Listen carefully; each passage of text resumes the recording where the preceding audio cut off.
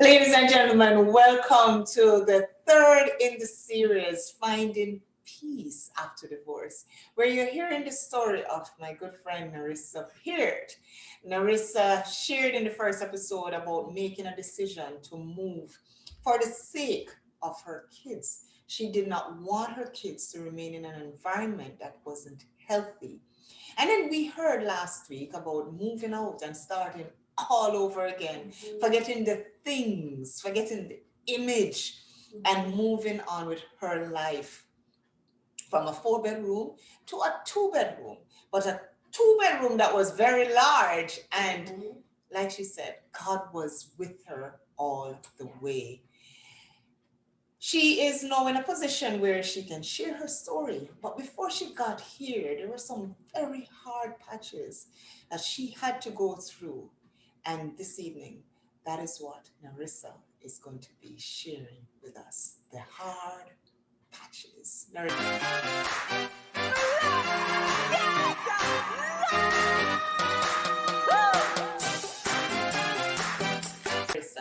Yes, Ingrid. Thank you again. Thank you for having me. Oh. Thank you.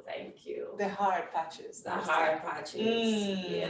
You mentioned one. I think in his very first the last episode when you said it was hell. Hell begun.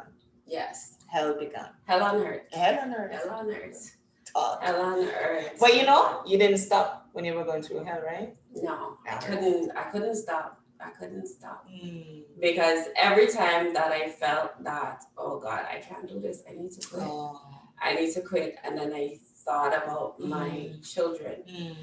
And as I said, I've always said to my children, you are the generation of a difference. Oh, wow. You are going to change the world for good.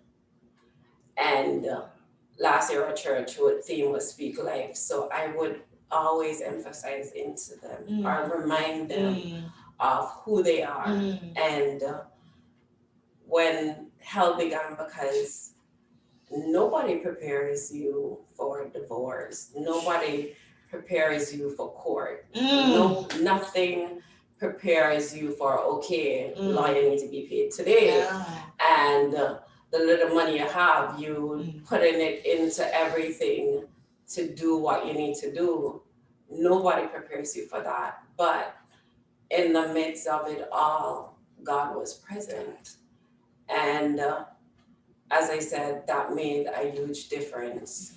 Because initially, when I moved out, it wasn't my thing to say, okay, fine, I want to get divorced tomorrow. You know? Did you find that scary, the thought of getting divorced? Did you find it scary? I did. And honestly, when I moved out, there was a part of me that felt, okay, maybe my ex-husband would finally understood. And I guess both of us get our act together. Yeah. But when things started to go downhill, and when I looking back at that situation, I'm like, it's only by the grace of God I'm not in some mental institution or somewhere where God isn't present. And when I started seeing where it was going, I said, you know what? My church did what they could to try to create something even for the kids, and even that meeting turned out horribly. Wow. And I look at it and I'm like, okay, Lord, based on what's going on, based on dealing with police, dealing with all of these things, I have to file for divorce. There have to be something in place that has a structure for the kids, something to take us out of this hell. Because you have to understand, emotions are high at that period. And nobody thinks they're wrong. And right there in the middle of all that storm, there's two individuals who doesn't deserve to be Wow. in a situation like that. And that's when I filed for divorce.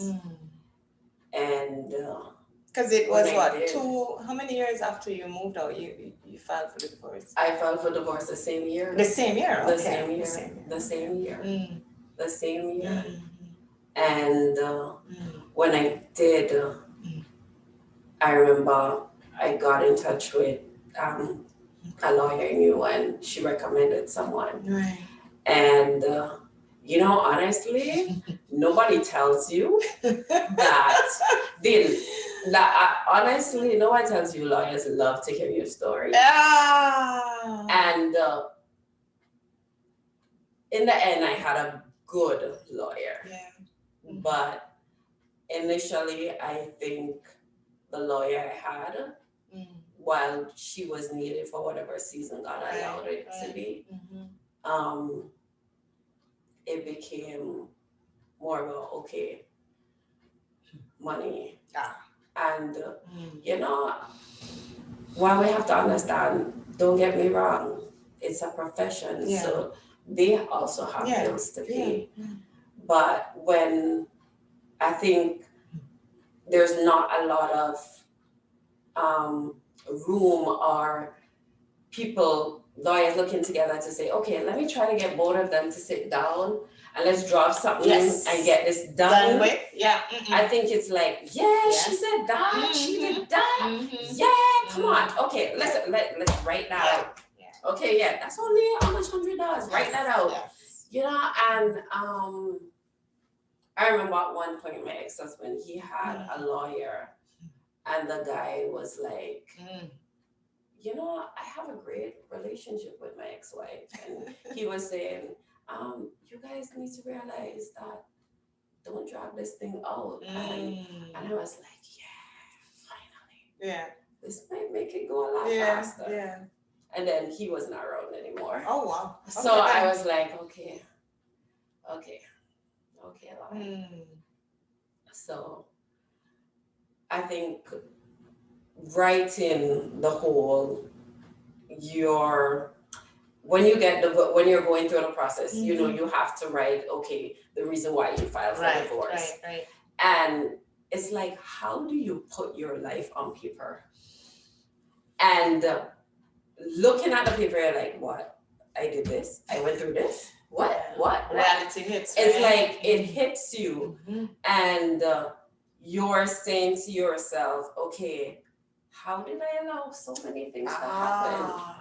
And you get to the point where you're like beginning to feel, okay, you really did not think of yourself so many times.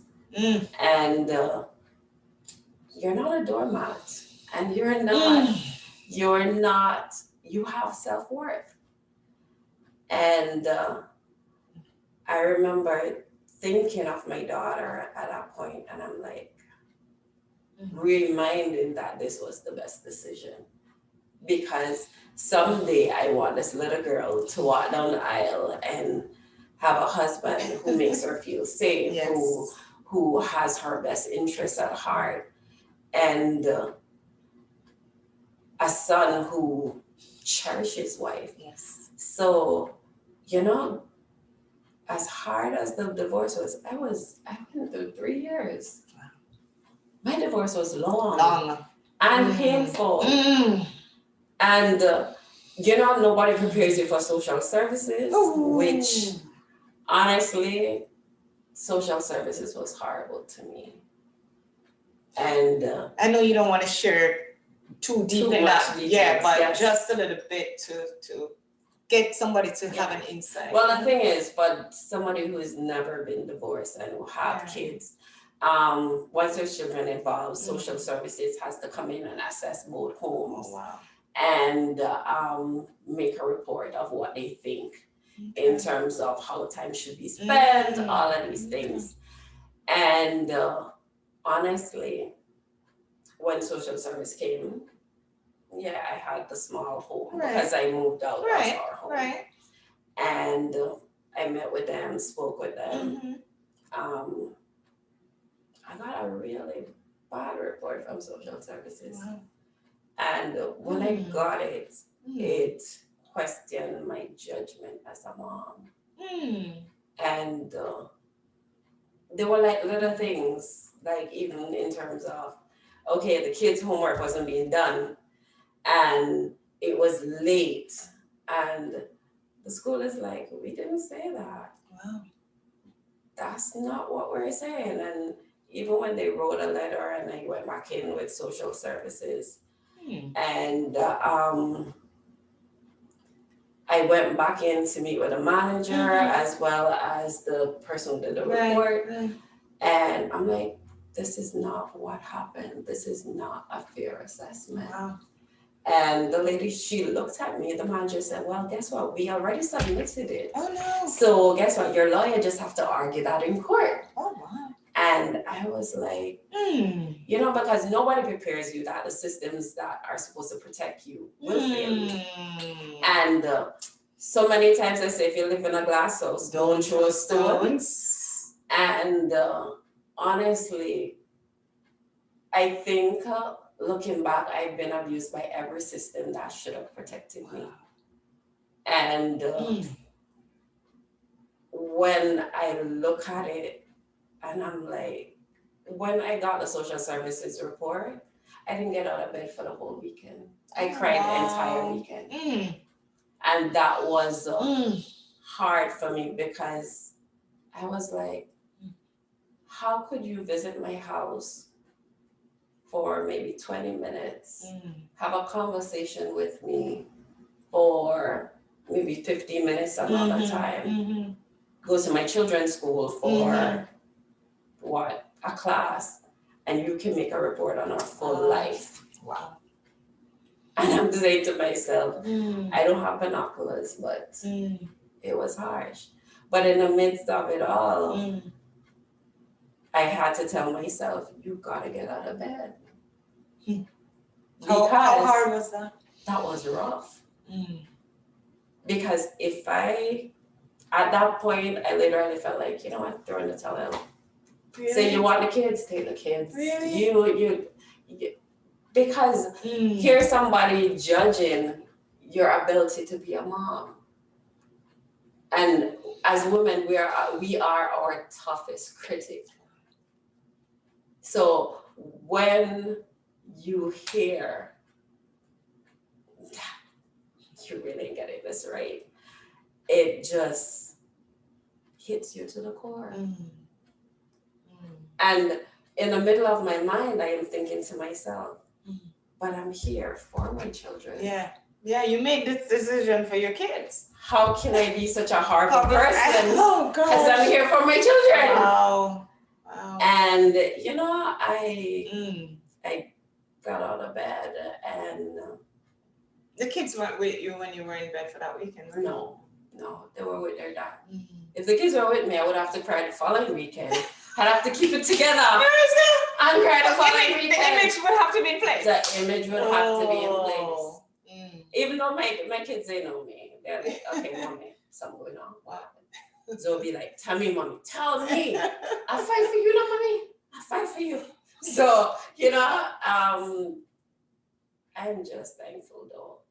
So going through that, going through spending, reducing grocery money, reducing everything because you got paid.